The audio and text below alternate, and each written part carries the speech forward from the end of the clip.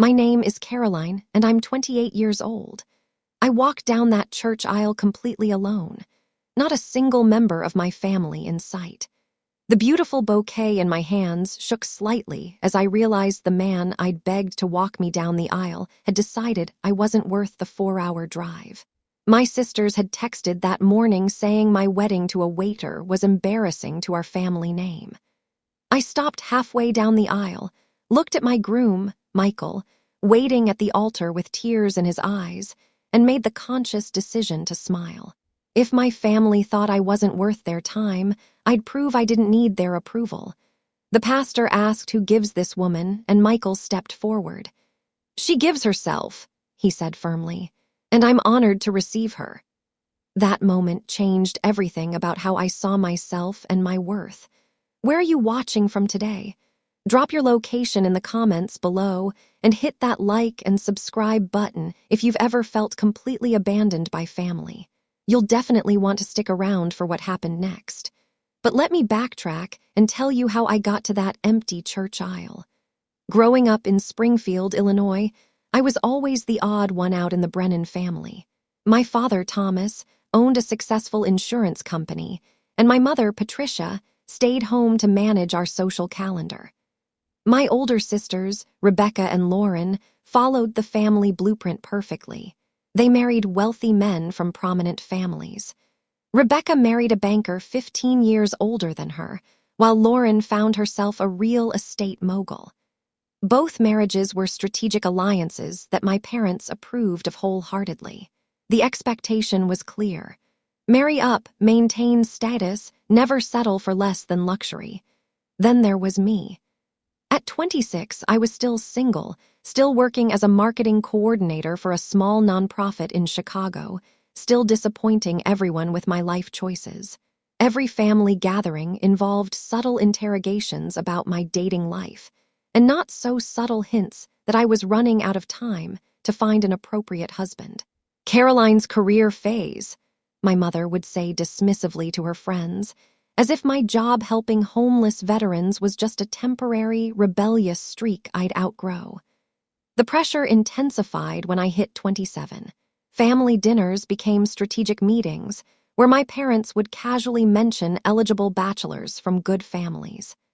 They arranged coffee dates with men who bored me to tears, successful accountants and lawyers who saw marriage as another business transaction. That's when I stopped going home as often. Chicago became my sanctuary, a place where I could be myself without constant judgment. My small apartment in Lakeview wasn't impressive by my family's standards, but it was mine. I loved my work, even if it didn't pay much. I was finally becoming the person I wanted to be. Little did I know that my family's disappointment in my life choices was about to get much worse. I met Michael on a Wednesday evening at Bellini's, an upscale Italian restaurant where I was having dinner with my college friend, Janet. Our waiter was charming, attentive, and had this incredible way of making everyone at his tables feel special. "Your waiter's cute," Janet whispered as he refilled our water glasses. I glanced up to see warm brown eyes and a genuine smile that made my heart skip. Michael wasn't just handsome. He had this confidence that drew you in without being arrogant. When he recommended the seafood special, his enthusiasm was infectious. "Trust me on this one," he said with a wink. "Chef Marco doesn't miss with his cioppino." He was right. The dish was incredible, and Michael's recommendations throughout the evening were perfect. But what impressed me most was how he handled a difficult customer at another table with grace and professionalism. As we were leaving, I did something completely out of character. I left my business card with the tip along with a note. "Thank you for making tonight's special. Coffee sometime." My phone rang the next day. Michael's voice was even more appealing without the restaurant noise in the background. I know this might sound presumptuous, but I'm not usually asked out by beautiful women who tip well. "Well, I don't usually ask out my waiters, so we're even," I laughed. Our first date was at a small coffee shop in Hyde Park. I expected awkward small talk and realized within 10 minutes that I'd never connected with someone so effortlessly. Michael was intelligent, funny, and surprisingly well-read. He spoke passionately about literature, travel, and his dreams of someday opening his own restaurant. "I know it sounds crazy," he said, stirring his cappuccino, "but I want to create spaces where people feel genuinely welcome, not just fed, but cared for." That vision, combined with his genuine warmth, made me forget all about my family's expectations of appropriate suitors. Michael made me laugh in ways I'd forgotten were possible. He listened when I talked about my work with veterans, asking thoughtful questions instead of politely waiting for his turn to speak. By our third date, I was completely smitten. By our sixth, I knew I was falling in love with someone who saw me exactly as I was and loved what he found. 3 months into dating Michael, I made the mistake of mentioning him during a family phone call. My mother's immediate question wasn't about his character or how he treated me, but about his profession. "A waiter, Caroline, really?" The disappointment in her voice was palpable. "What does he plan to do with his life?" "He's saving money to open his own restaurant. Mom, he's incredibly hardworking and ambitious." "Ambitious waiters are still waiters, dear. What about that nice Worthington boy I mentioned? He just made partner at his father's law firm." I'd never even met the Worthington boy, but in my mother's mind, his professional success automatically made him a better match than the man who made me genuinely happy. The conversation ended with her promising to think about it when I asked if I could bring Michael to Rebecca's upcoming birthday party. She called back 2 days later. "Your father and I discussed it. We think it's best if you come alone to Rebecca's party. We don't want to confuse people about your relationship status." Translation: they were embarrassed by my choice and didn't want their social circle meeting someone they considered beneath our family's standards. I went to the party alone, enduring sympathetic looks from relatives who assumed I was still single and couldn't manage to find an appropriate husband. Rebecca pulled me aside during dessert. "Mom told me about your waiter boyfriend. Caroline, you can't be serious about this. His name is Michael, and yes, I'm serious about him. But what's his family like? What's his background? You can't just throw away everything Dad built for us." Everything Dad built for us. As if our family's financial success somehow obligated me to marry within a certain tax bracket. I left the party early, frustrated and hurt by their inability to see past Michael's job title. Michael noticed my mood when I got home. Instead of pressing for details, he made us hot chocolate and put on our favorite movie. It wasn't until I was curled up against his chest that I realized something profound. This was what love actually felt like. Not the strategic partnerships my sisters had, but genuine care and comfort. "My family doesn't think you're good enough for me," I said quietly. He was silent for a moment, then kissed the top of my head. "Maybe I'm not, but I'm going to spend every day trying to be worthy of you." That response made me love him even more, though I didn't tell him that yet. Have you ever felt caught between your family's expectations and your own happiness? Let me know in the comments how you handled that impossible choice. 9 months into dating Michael, he proposed during a weekend trip to Michigan. We were hiking through Pictured Rocks National Lakeshore when he stopped at a scenic overlook, dropped to one knee, and pulled out a simple but beautiful solitaire ring. "Caroline Brennan, you've changed everything about how I see my future. Will you marry me and let me spend the rest of my life making you as happy as you've made me?" Through tears of joy, I said yes. The ring was perfect, elegant without being ostentatious, exactly what I would have chosen for myself. As he slipped it onto my finger, I felt complete in a way I'd never experienced. The drive back to Chicago was filled with excited planning. We decided on a small ceremony in 7 months, just family and close friends. Michael suggested Bellini's for the reception where we'd first met, which seemed wonderfully romantic. I called my parents that evening, expecting them to share our excitement. My mother's response was immediately deflating. "Engaged. Caroline, are you sure you've thought this through? You barely know this young man." "I've been dating him for 9 months. "Mom, I know him better than Rebecca knew Kevin when they got engaged after 4 months." That was different. Kevin's family has been in our social circle for years. We knew exactly what Rebecca was getting into. My father took the phone. "Sweetheart, we just want you to be practical. Have you discussed finances, career plans? What if this restaurant dream doesn't work out?" Their concerns weren't about my happiness or compatibility with Michael, but about his earning potential and social status. I ended the call promising to bring Michael home soon so they could get to know him properly. That visit was a disaster. Michael drove up to Springfield on a Sunday morning, nervous but determined to make a good impression. He'd bought flowers for my mother and researched my father's insurance business to find common ground for conversation. My parents were polite but cold. Every question felt like an interrogation designed to highlight Michael's humble background. When he mentioned growing up in a single-parent household, my mother's expression showed thinly veiled disapproval. "And your mother's profession?" she asked. "She's a nurse at St. Vincent's Hospital.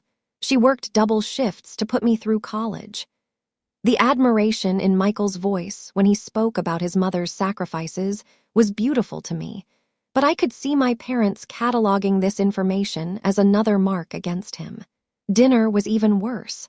My sisters and their husbands joined us, turning the meal into a passive-aggressive showcase of appropriate relationships. Kevin discussed his latest investment opportunities, while Rebecca nodded adoringly. Stephen detailed his real estate developments, while Lauren played the perfect, supportive wife. Meanwhile, Michael answered increasingly pointed questions about his long-term career aspirations and financial planning strategies with grace and honesty that made me proud and furious simultaneously. The final blow came during wedding planning. I'd naively hoped that once my family saw how serious Michael and I were, they'd warm up to him. Instead, their resistance intensified.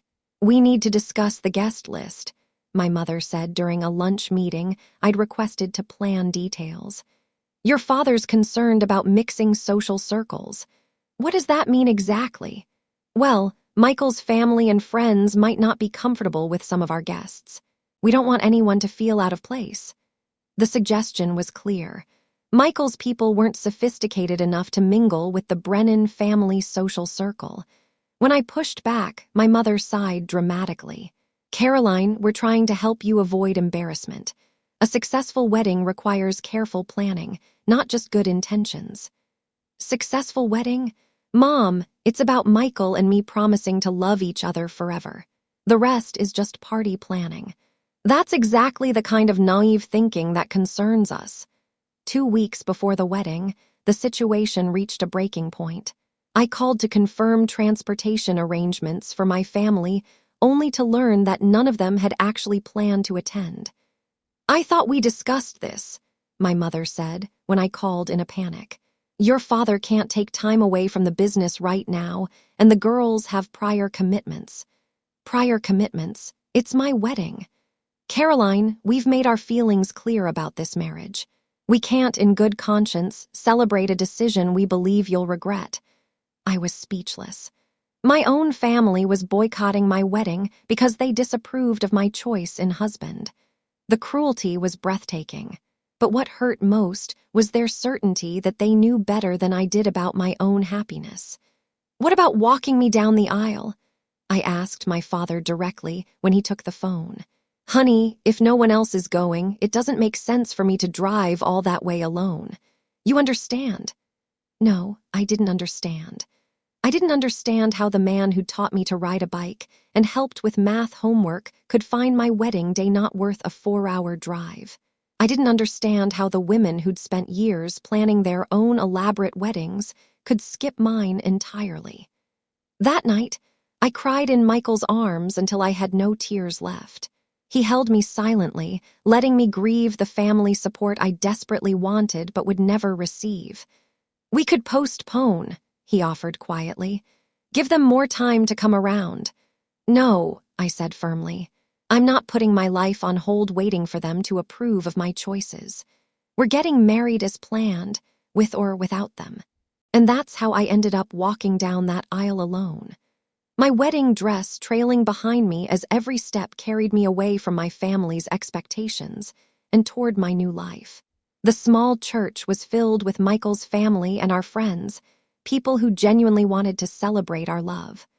Michael's mother, Elena, had tears streaming down her face as she watched me approach.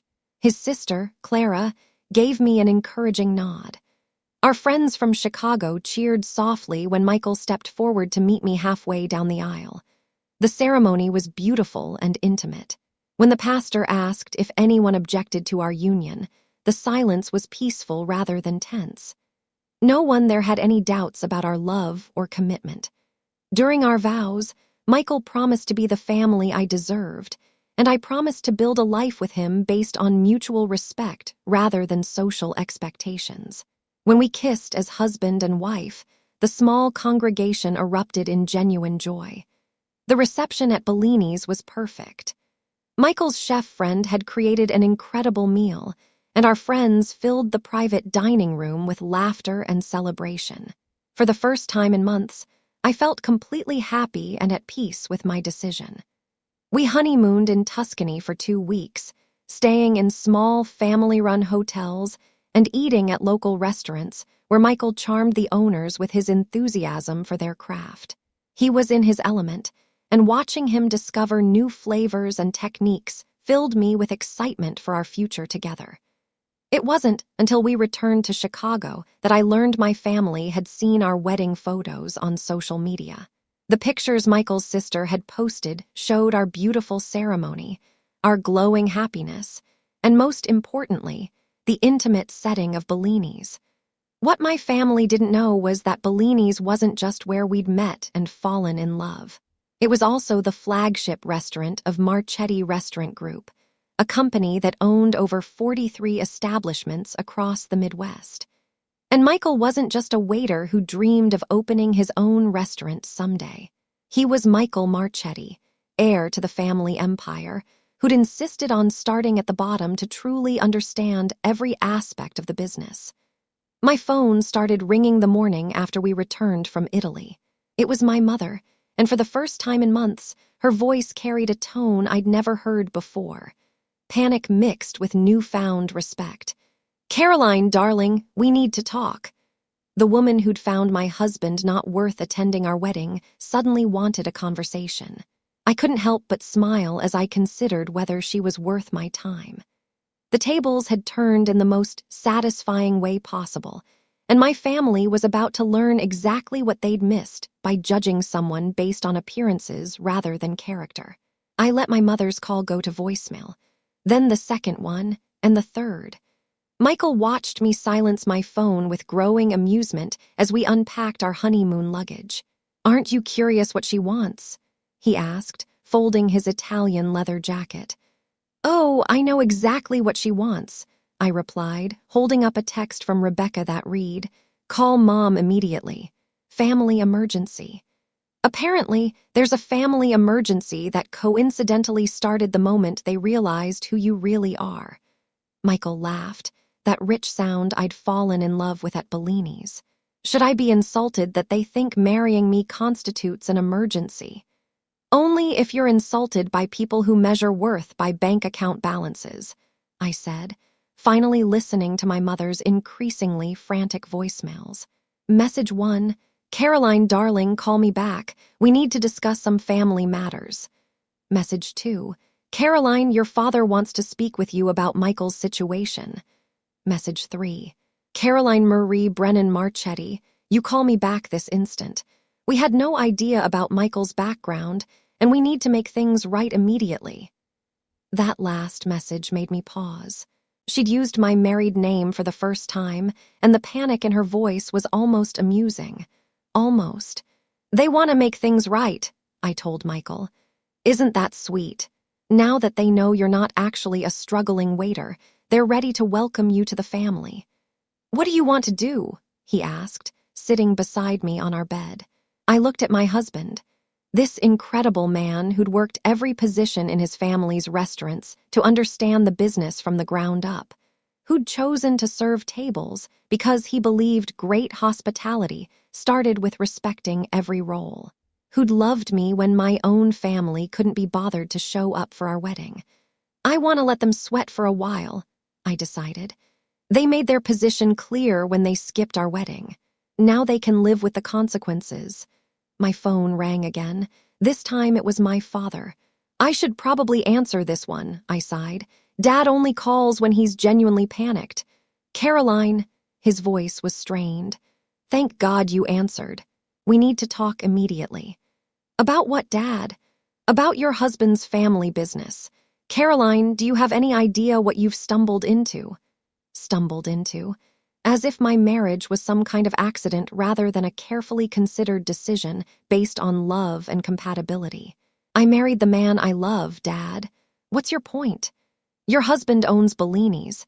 He owns 43 restaurants across 6 states. The company revenue last year was over $215 million.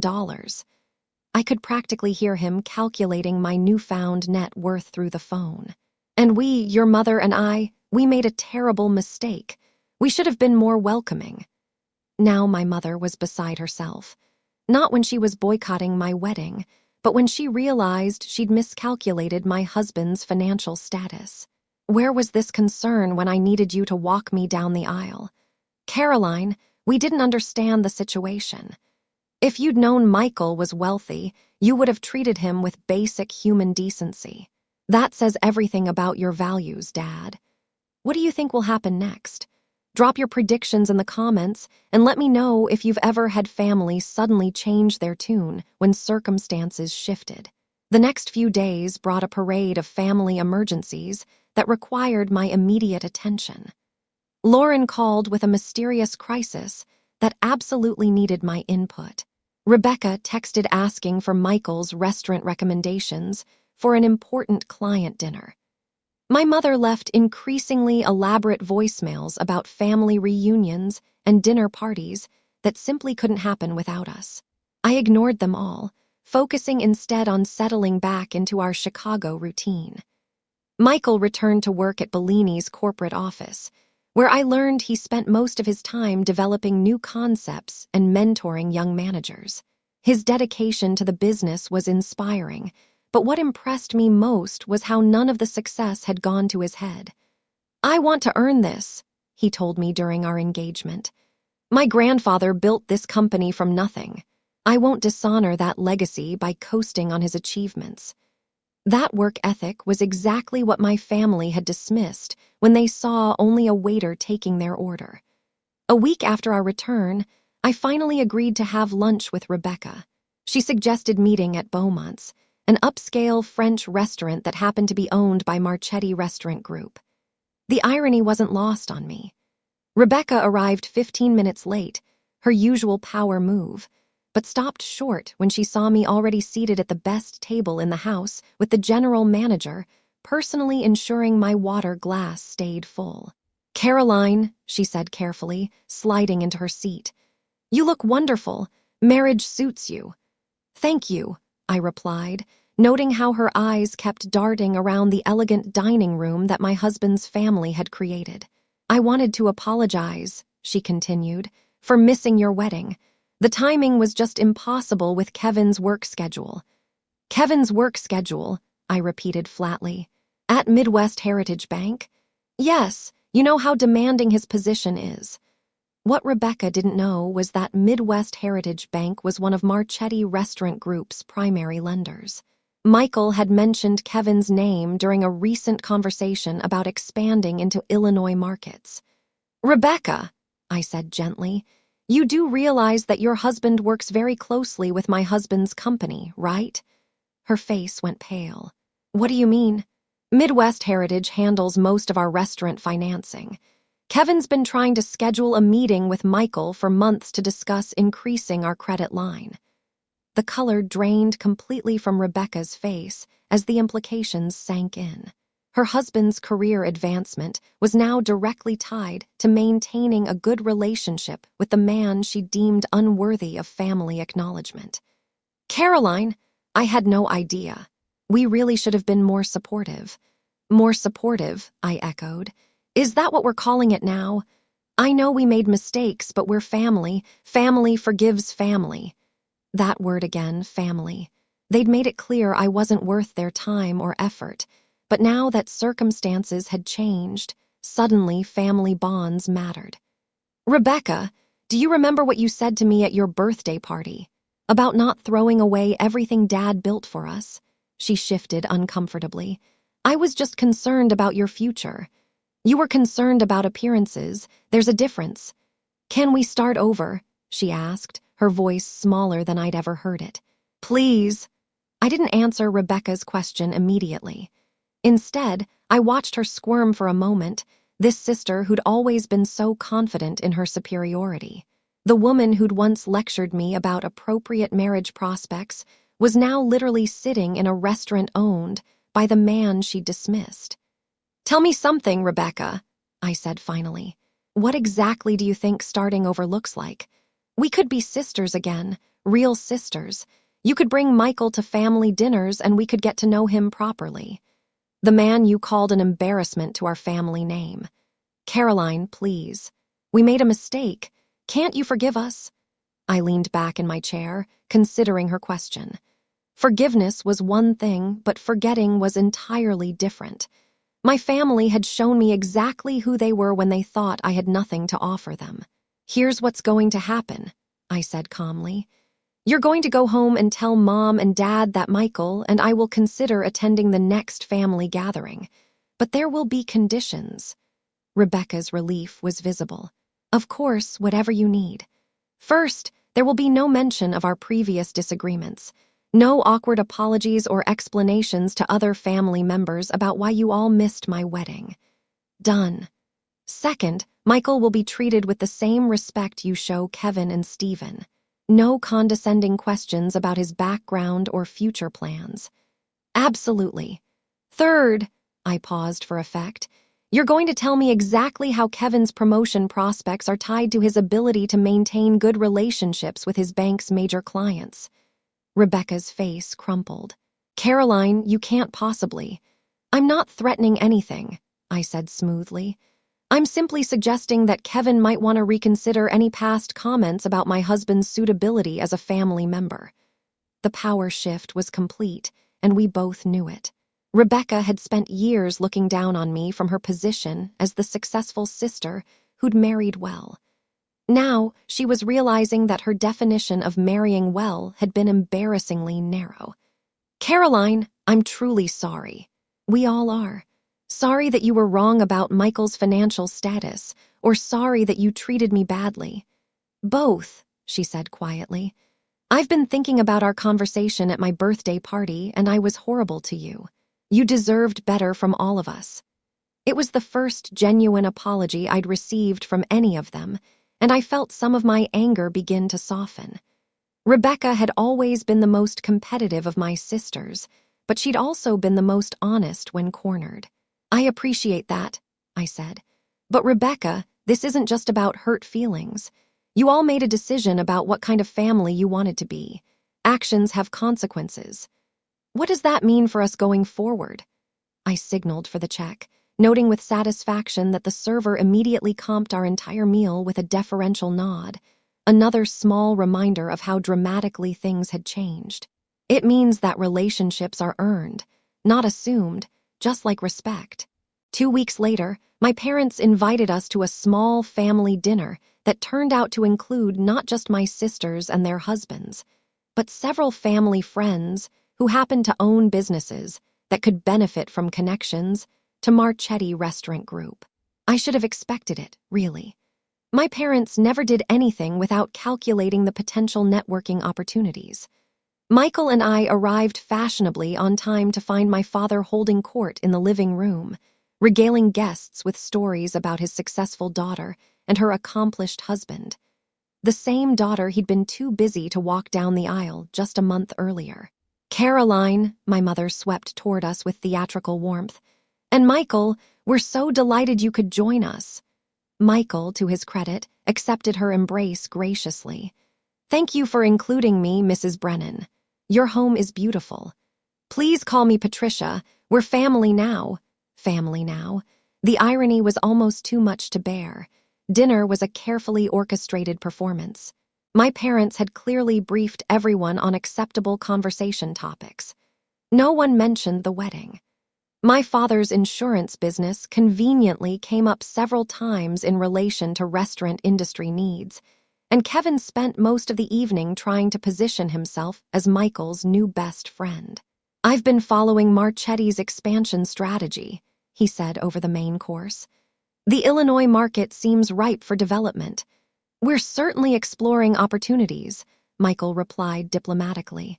"Kevin has some excellent insights about the Springfield area," my father interjected. "He grew up there, knows the market intimately." I watched this pathetic attempt at leveraging family connections for business gain with growing disgust. These were the same people who'd found Michael unworthy of their time, now trying to profit from association with him. The breaking point came during dessert when my mother suggested that Michael might want to consider opening a Marchetti location in Springfield, with Kevin as the local banking partner and my father handling the insurance needs. "It would be such a wonderful family collaboration," she said sweetly. Michael's jaw tightened almost imperceptibly. He'd been polite all evening, but I could see his patience wearing thin. These people had hurt his wife and were now trying to exploit their relationship for financial gain. "That's an interesting suggestion," he said carefully. "Though we typically work with established partners who have proven their commitment to our values." The subtle dig hit its mark. My mother's smile faltered and Kevin's face flushed red. But the real bombshell came when Michael continued. "Actually, we've been reviewing all our banking relationships recently. It's important that our partners share our commitment to family values and integrity." The table went dead silent. Kevin looked like he was about to be sick. Rebecca gripped her wine glass so tightly I thought it might shatter, and my parents exchanged panicked glances. That's when I realized Michael had been planning this moment all along. He'd been perfectly polite, letting them reveal their true motivations before dropping the hammer. "Of course," Michael added with a smile that didn't reach his eyes. "We always prioritize loyalty and consistency in our business relationships, don't we, darling?" I smiled back at my brilliant husband. "Absolutely. We believe actions speak louder than words." The ride home was quiet until we'd driven several blocks. Then Michael and I both burst into laughter at the same time. "Did you see Kevin's face when you mentioned reviewing banking relationships?" I gasped between giggles. "I thought your father was going to choke on his tiramisu," Michael replied, still chuckling. Though I have to admit, I felt a little bad for Rebecca. She seemed genuinely remorseful. Rebecca's always been the most direct one. If she's apologizing, she probably means it. What about the others? I considered the question as we drove through Chicago's late-night streets. Mom and Dad are panicking because they realize they miscalculated badly. Lauren's probably trying to figure out how to leverage this for her own benefit. And Kevin, well, Kevin's probably updating his resume. "You know, I would never actually interfere with his job because of personal issues, right?" "I know," I said, squeezing his hand. "But they don't know that.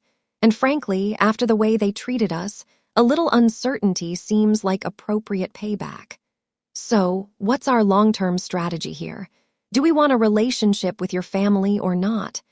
It was a fair question, and one I'd been wrestling with since Rebecca's lunch apology. Part of me wanted to cut them off completely, to build a life with Michael that didn't include people who'd shown their true colors so clearly. But another part of me still remembered the good times, the family traditions that had shaped me, the possibility that people could genuinely change. "I think we give them a chance to prove they've learned something," I said finally. "But we don't make it easy for them. What does that look like? Boundaries, clear expectations, and consequences when they inevitably test those boundaries." Michael nodded thoughtfully. "Your family, your rules. I'll follow your lead." "Actually," I said, an idea forming, "I think it's time they learned that actions really do have consequences. Remember how you mentioned Marchetti was looking for a location for the new farm-to-table concept? The sustainable dining project. Yeah, we're scouting locations in several markets. Well, Springfield has been lobbying for more upscale dining options. The city council's been offering tax incentives for the right kind of development. Michael caught on immediately. And if we were to open there, we'd need local banking and insurance partners. Exactly. Partners who understand the importance of family loyalty and treating people with respect regardless of their perceived status. You're devious, Michael said admiringly. I love it. They want to benefit from our success. Fine, but they're going to earn it the hard way by proving they've actually changed their values, not just their opinion of you. And if they can't prove that, then they'll learn that burning bridges has consequences. Sometimes the person you dismiss today becomes the person whose approval you need tomorrow. We pulled into our parking garage, and I felt a sense of satisfaction I hadn't experienced in months. For the first time since childhood, I held all the cards in my relationship with my family. They needed something from me, and I was going to make sure they understood exactly what that meant. My phone buzzed with a text from my mother. Wonderful evening. Let's plan another dinner soon. I showed the message to Michael, who shook his head in amazement. Ready for round 2? He asked. Bring it on, I replied. They have no idea what they're dealing with now. 6 months later, I stood in the private dining room of Marchetti Springfield, watching my family navigate the most uncomfortable dinner of their lives. The restaurant's grand opening had been a massive success, and tonight's family celebration was the culmination of everything that had transpired since our wedding. Kevin had spent those 6 months proving his worth as our banking partner, working overtime to demonstrate his reliability and discretion. Rebecca had genuinely tried to rebuild our relationship, calling regularly and even visiting Chicago to spend time with Michael and me without any obvious ulterior motives. My parents had been forced to compete for the insurance contract against 3 other firms, ultimately winning based on merit rather than family connections. The process had been humbling for my father, who'd never had to justify his qualifications to his own daughter before. Lauren and Stephen had struggled the most with the new dynamic. Stephen's real estate company had lost out on the Springfield project to a firm that better understood sustainable development principles. Lauren had made several transparent attempts to position herself as our local social coordinator, all of which I'd politely declined. This is incredible, Caroline, Rebecca said, admiring the restaurant's design. Michael's vision is amazing. Thank you, I replied, noting that she'd learned to include me when praising the business rather than directing all her comments to Michael. The sustainable farming partnerships are brilliant, Kevin added. I've been telling other clients about the model. Michael smiled politely. We're proud of what we've built here. It's taken a lot of hard work and cooperation from everyone involved. The emphasis on cooperation wasn't lost on anyone at the table. My mother raised her wine glass. I'd like to propose a toast to Caroline and Michael and to the importance of family supporting family. I nearly choked on my drink. The audacity was breathtaking, but I'd learned to expect nothing less from her. To family, I agreed, raising my own glass, and to learning from our mistakes. The toast was awkward, but it marked a turning point. We'd never go back to the naive relationships of my childhood, but we'd found a new equilibrium based on mutual respect rather than assumed obligation. Later, as we walked through downtown Springfield, Michael and I reflected on the strange journey that had brought us here. Any regrets? He asked, taking my hand. About marrying you? Never. About how we handled my family? Not one. Even though it's been so complicated. Michael, they needed to learn that love isn't conditional on social status or financial success. The fact that it took them 6 months to figure that out says everything about who they really are. And now they know that I'm not the same person who used to beg for their approval. I'm your wife, your partner, and someone who won't tolerate being treated as less than I'm worth. We paused in front of the restaurant, looking up at the elegant Marchetti sign that had transformed Springfield's dining scene. Inside, our families were probably still navigating the careful conversations that had become our new normal. "You know what the best part is?" I said. "What's that?" "They think this is about them finally accepting you. But really, it's about me finally accepting myself." Michael kissed me under the street light, and I felt the same rush of happiness I'd experienced walking down that empty church aisle. I'd chosen love over expectation, respect over status, and authenticity over approval. If this story resonated with you, make sure to like and subscribe for more stories about finding your worth when others can't see it. Remember that the people who truly love you will celebrate your happiness regardless of the package it comes in. Sometimes the best revenge is simply living well and letting others realize what they almost missed out on. In the end, my family didn't reject Michael because he wasn't good enough for me. They rejected him because they weren't good enough for us. And that, as it turned out, was the most valuable lesson of all.